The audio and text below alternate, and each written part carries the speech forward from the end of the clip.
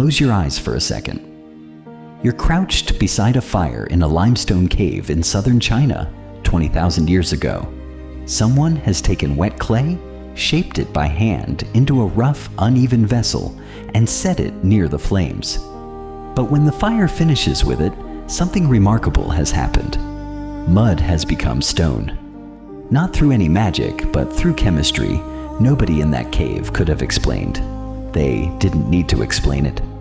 That moment, mud transformed permanently by fire, might be one of the most quietly radical inventions in human history. And it happened long before most people assume.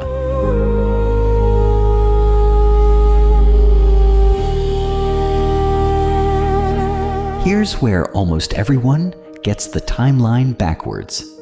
The popular assumption is that pottery arrived alongside farming, that humans needed to grow crops and store surplus grain before they bothered inventing containers to hold it.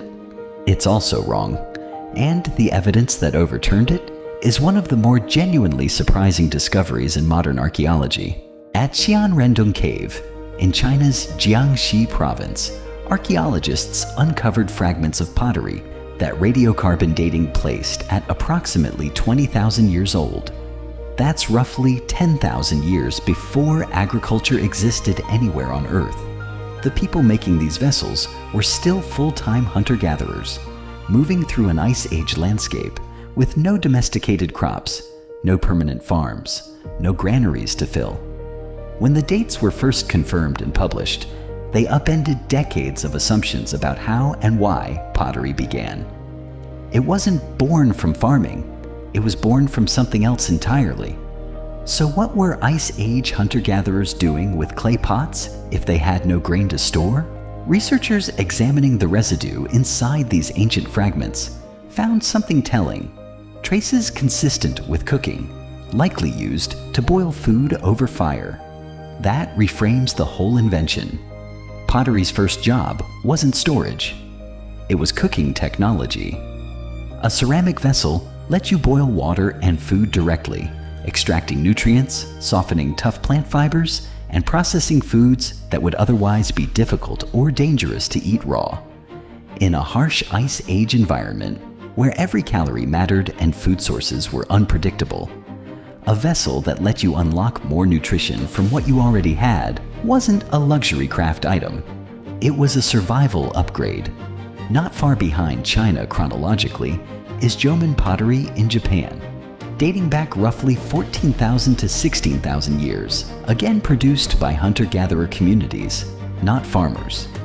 The Jomon culture, named after the cord-marked patterns pressed into their clay, produced pottery continuously for thousands of years, and it's some of the most elaborate early ceramic work found anywhere. Deep bowls, flame-shaped rims, intricate surface textures, made by people who never needed to build a single permanent farm to justify the effort. Here's the thing people forget when they picture the first pottery as some crude lump of dried mud. It wasn't crude for long. Making usable ceramic requires understanding several things that aren't obvious at all. Which types of clay won't simply explode when heated, how to remove air bubbles that cause cracking, how hot a fire needs to get and how evenly, and how to control the cooling process so the finished piece doesn't shatter from thermal shock. None of this is written anywhere. It has to be learned entirely through observation, failure, and correction, passed down person to person, generation to generation, purely through demonstration. 20,000 years ago, someone, or more likely, many someones across many failed attempts, worked all of that out through trial and error alone. There's an even older thread worth mentioning: fired clay figurines, as opposed to functional vessels. At Dolní Věstonice, in what's now the Czech Republic, archaeologists found small ceramic figures, including the famous Venus of Dolní Věstonice, dated to roughly 26,000 years ago, among the oldest known fired ceramic objects on Earth, predating even the Xianrendong vessels. But these weren't containers, they were figurines, deliberately fired. The underlying discovery, that fire could transform clay permanently, was only later applied to solve the practical problem of holding and boiling food. Once the idea existed, it spread and adapted with startling speed relative to human history. Within a few thousand years of the earliest confirmed pottery, ceramic vessels show up independently across multiple regions of the world, not through one culture teaching another across oceans, but through the same basic discovery being made again and again wherever humans encountered clay and fire together. That kind of repeated independent invention is one of the strongest signs archaeologists look for to confirm that something isn't a fluke. It's a natural conclusion a curious, capable species keeps arriving at. There's a broader shift worth understanding: what pottery actually did to daily human life once it became common. Before ceramic vessels, storing liquids or fine grains was genuinely difficult. Baskets could be woven tightly enough for some purposes. Animal skins could hold water for a while but rotted and leaked. Wood containers were heavy and couldn't touch open flame. Pottery solved multiple problems simultaneously: airtight, waterproof, fireproof storage that could also go directly onto the fire for cooking. Once farming spread and surplus grain needed somewhere safe to sit through a winter, pottery became less of a convenience and more of a necessity, which is likely why the popular assumption connecting pottery to farming exists at all. It just has the order backwards. Pottery was invented first by hunter-gatherers solving a cooking problem, and later became essential once farming created a storage problem thousands of years afterward. There's also a health angle rarely discussed. Researchers studying early pottery residues have found evidence that ceramic cooking vessels allowed early humans to properly process certain foods, particularly some plants and grains, that are difficult or even mildly toxic when eaten raw or roasted, but become safe and nutritious once thoroughly boiled.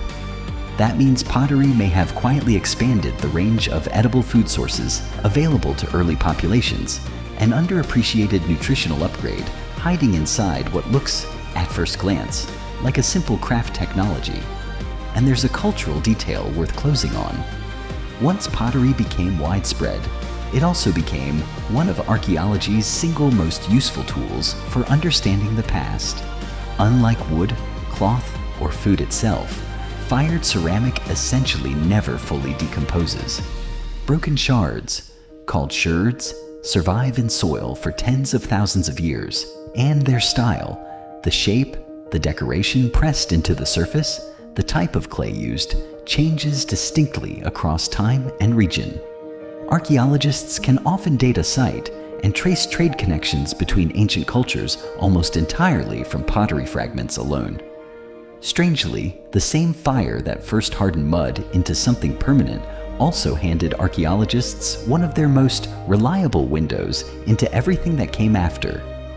There's one final detail worth including: how personal early pottery actually was.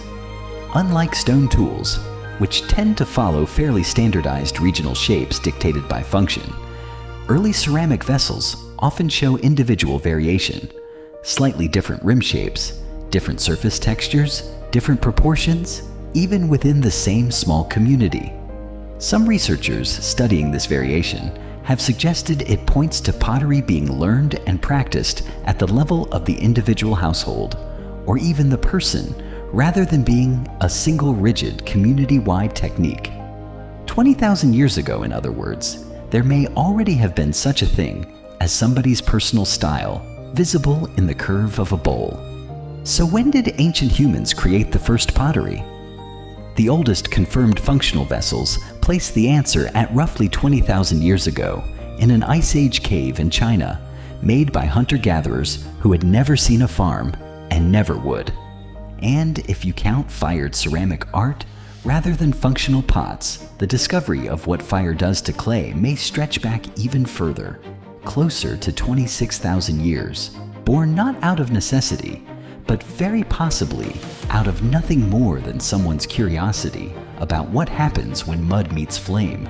If stories like this are your kind of thing, subscribe, because that's exactly what this channel keeps digging into.